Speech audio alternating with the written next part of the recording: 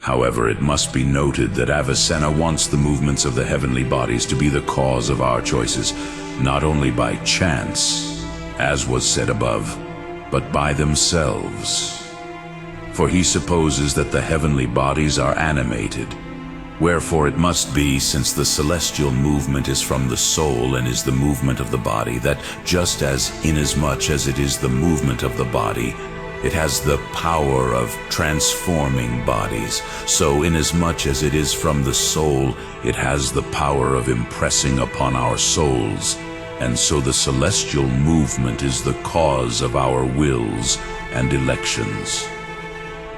To which also seems to return the position of Albumassar in the first part of his introduction. But this position is unreasonable, for every effect which proceeds through some instrument from the efficient must be proportionate to the instrument as well as to the agent, for we do not use every instrument for every effect. Hence, it cannot be done by any instrument to which the action of the instrument does not extend in any way.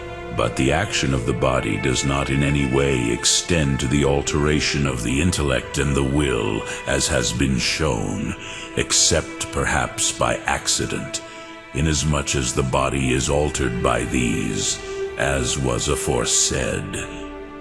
It is therefore impossible for the soul of the celestial body, if it is animated, to impress upon the intellect and the will by means of the motion of the celestial body. Further, a particular agent's cause bears a likeness in its action to a universal agent's cause, and is an example of it.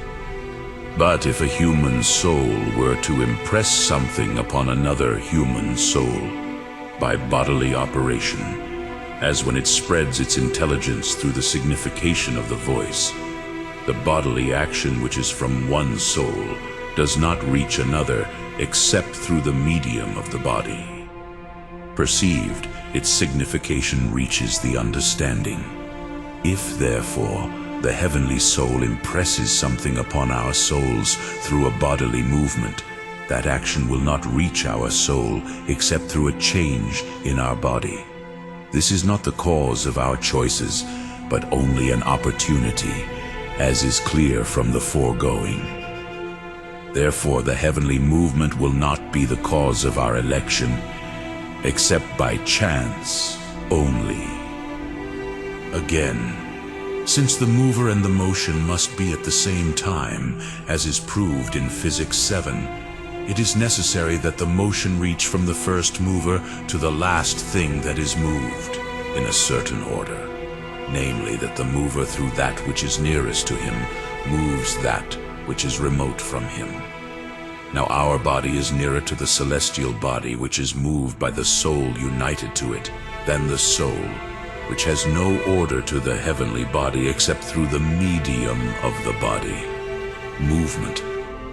Therefore, the change of the celestial body proceeding from its soul does not reach our soul except through the medium of the body.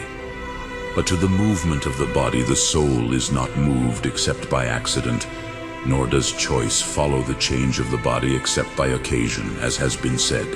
In addition, according to the position of Avicenna, and of some other philosophers, the active intellect is a kind of separate substance, which indeed acts on our souls insofar as it causes what is understood in potential to be understood in actuality, and this is done through abstraction from all material dispositions, as is clear from what was said in the second part.